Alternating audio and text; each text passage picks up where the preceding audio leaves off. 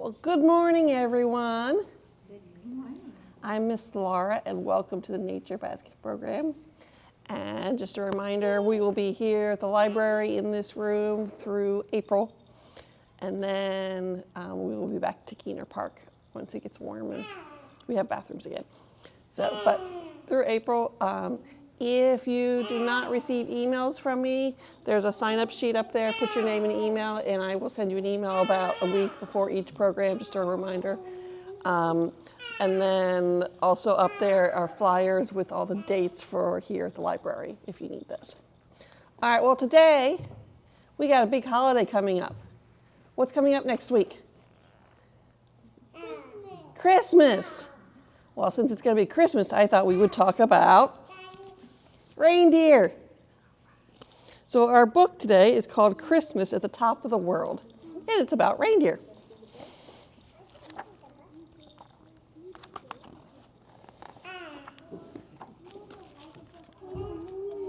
Little reindeer loved winter.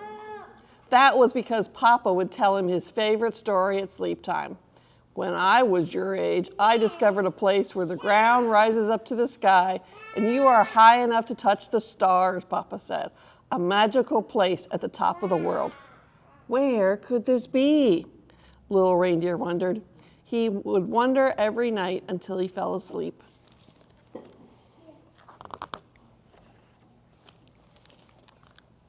One frosty night, Papa told Mama and little reindeer he was going on a journey. I'm leaving tomorrow, he said gently, but I'll be back on Christmas. Little reindeer's ears perked up. I want to go too, he said. One day you'll go, said Papa. Just wait.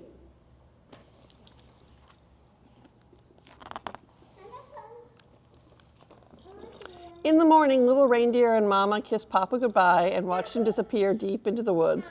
Little reindeer had lots of questions. How long until he's back? How long until Christmas? He's up north at the top of the world, Mama replied. And when the north wind feels warm and sweet, it'll be Christmas Eve. You'll know, she added. All the animals will know.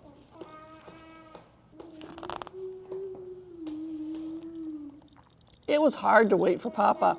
At night, while Mama slept, little reindeer stared at the sky. He remembered Papa's story about a magical place. A place where you're high enough to touch the stars. Days and days passed, and then one night felt different. The air smelled warm and sweet. It was the wind from the north. The top of the world, he whispered. That was where Papa was right now. It was Christmas Eve. Little reindeer couldn't wait anymore. He was going to find Papa. The other animals saw him go.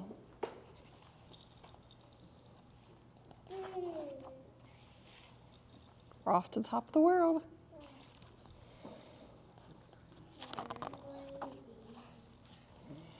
Little reindeer walked for a long time. At last he turned to look back. Every creature of the north woods was behind him. And Mama, too. He remembered what she said about Christmas Eve. All the animals will know. Now they were following little reindeer to the top of the world.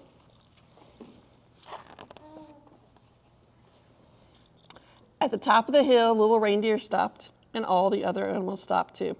They heard only silence. They saw the place where the earth touched the heavens. Whose house is that? Where are we? What's at the top of the world?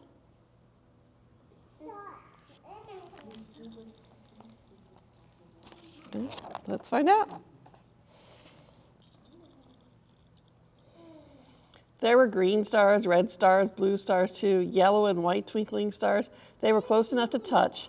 Just as Papa had said, little reindeer made his way to the biggest, brightest star.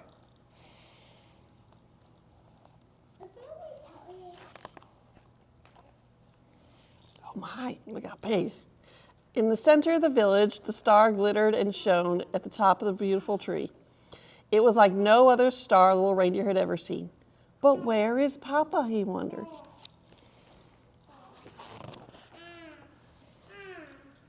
He could hear bells jingling up in the sky. Something was coming. He could hear it louder and closer. Something big. In a flash, it swooped down to the ground. What was it? The other animals gathered around, and little reindeer nudged his way to the front of the crowd.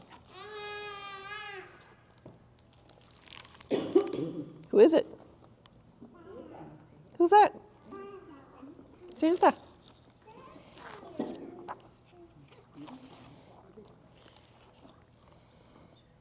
An old man came over to the little reindeer, knelt down, patted his head softly. I know who you are, the man said with a twinkle in his eye. You must be here to see your papa.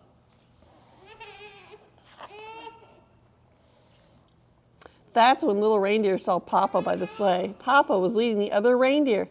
This is a magical place, isn't it? Whispered little reindeer. I couldn't wait. You waited as long as you could, said Papa. It's Christmas Eve.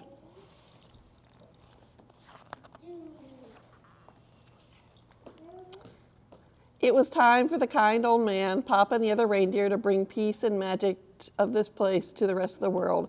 Little reindeer stood with Mama and watched Papa soar over the village into the snowy night. Then he snuggled against Mama and fell asleep. It would be Christmas soon, and little reindeer was on top of the world. So, reindeer actually do live at the top of the world. So our world is a globe, is a circle, and we live right about here. And if you look at the top of the world, that's where reindeer, or they're sometimes called caribou, live.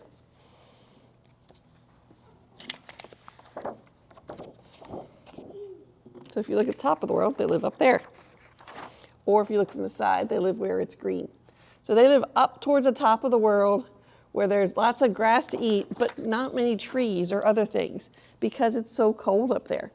But they like it up there where it's cold, and they're specially adapted or have special features to let them live in the cold.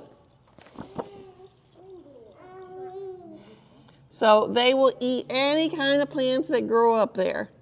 If they've got bushes or grasses or trees or shrubs or other things. And they get big antlers every year. But you want to know a secret? The book was actually wrong. It would have been Mama drawing the sleigh. Because the boy reindeer or caribou lose their antlers at the beginning of December.